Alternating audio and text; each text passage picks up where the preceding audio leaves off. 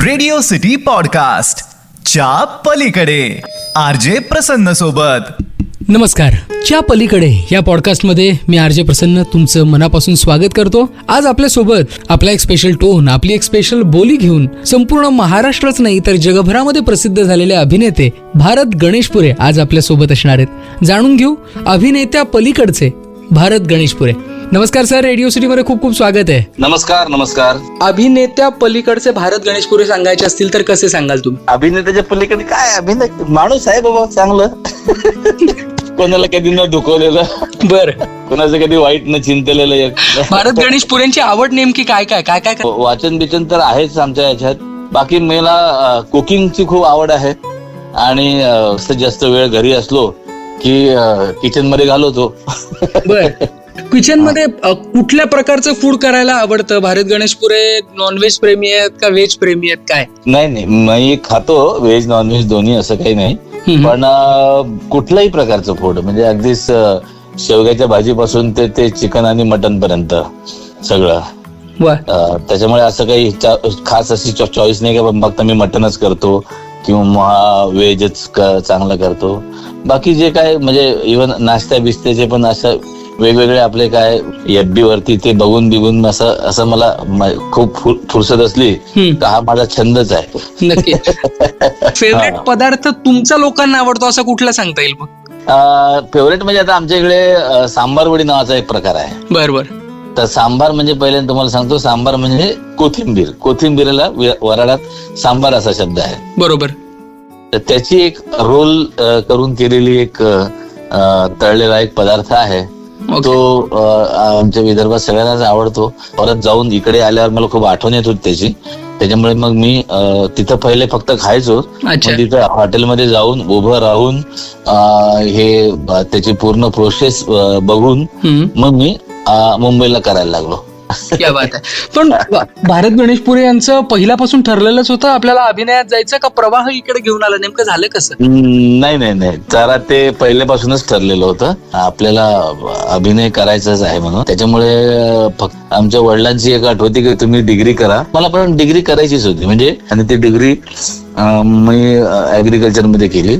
So degree करताना पण हे कॉलेजचे किंवा राज्यनाट्य स्पर्धा किंवा एकांकिका हे सगळ्या गोष्टी ह्या चालूच होत्या, कारण ठरलेलंच होतं. कारण डिग्री झाल्यानंतर पण मी नोकरीच्या फार मागे नाही लागलो किंवा नोकरीसाठी काही फार अर्ज बिर्ज असं काही केलेलं नाही. त्याच्यामुळे डिग्री झाल्यानंतर इथे येण्याचा निर्णय घ्यायला जरा वेळ लागला खरं तर, पण शेवटी आलो मुंबईत. बरोबर. पण भारत गणेशपुरेंना त्यांचे फॅन्स भेटल्यानंतर कुठली फरमाईश करतात किंवा काय म्हणतात खास? नाही, फरमाईश नाही, खूप म्हणजे लोक फार प्रेमाने भेटतात आणि एक असं एक काय म्हणतात आयुष्यात एक चांगलं काम झालंय की देवाने ही कला दिली आणि एक कॉमेडीचा थोडा सेन्स दिला. त्याच्यामुळे काय होते की जेव्हा केव्हा आम्ही कधी मी बाहेर जातो किंवा लोक भेटतात, म्हणजे कधी ट्रेनमध्ये असेल, प्लेनमध्ये असेल किंवा कुठल्या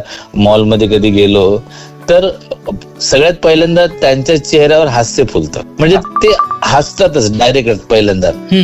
त्याच्यामुळे एक चांगलं पुण्याचं काम आपल्या हातून झालं असं वाटतंय. म्हणजे इतक्या परेशानीत असतात लोक, काळजीत असतात, पण ते मला जेव्हा भेटतात तेव्हा ते खूप खुश असतात आणि हसत असतात.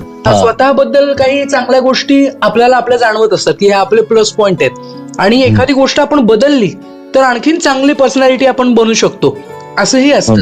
तर तुमच्यातले प्लस पॉइंट तुम्हाला काय जाणवतात खास? नाही, प्लस पॉइंट म्हणजे कसं आहे की इथं जसं आता आमच्यासारखे जे गावावरून येणारे जे लोक आहेत खरं तर त्याचा थोडासा प्रॉब्लेम असा होतो की माहित नसतं काही. जसं मी आलो माहित नव्हतं काही, मुंबई कशी आहे, कोण भेटणार, कधी काय लोक भेटतील, कधी काम देतील. पण ह्या सगळ्या गोष्टीत माझी प्लस पॉइंट अशी होती की मी ह्या सगळ्या प्रोसेस मध्ये कधी घाबरलो नाही. ह्या म्हणजे जी हिंमत तर होतीच म्हणूनच आलो.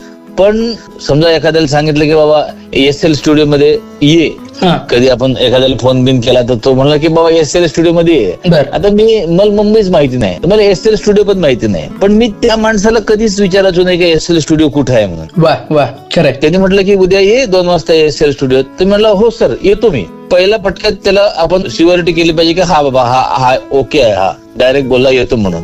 आता मी त्याला जर प्रश्न विचारत असते की SL स्टुडिओ कुठं आहे, तर आधी वैताग गेल ना. म्हणजे मला माहित नाही, हे निश्चित आहे. त्यानं नाव सांगितलं की मी ओके म्हणलं, ओके येतो. आपलं निशाणी डावा अंगठा ते आपलं काम असो किंवा मधलं चला हवा येऊ दे असो किंवा पाणीपुरी सारखी फिल्म सुद्धा आपण केलेली आहे. तर या सगळ्यामध्ये आम्हाला तर तुमचे सगळे रोल खूप आवडले, पण तुम्ही तुमचा रोल खूप चांगला एन्जॉय केला आणि तुम्हाला आवडला असं काही कोणतं काम सांगता येईल? नाही, आता आपले तर काय, आपलेच लेकरं असतात, सगळे आपल्याला आवडतातच.